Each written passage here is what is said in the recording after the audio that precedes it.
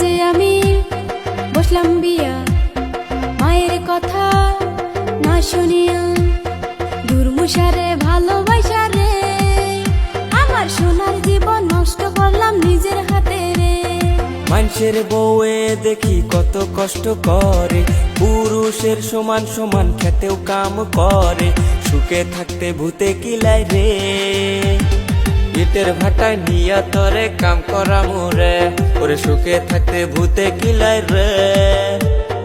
ইটের ভাটায় নিয়া তরে ইট বানামু রে।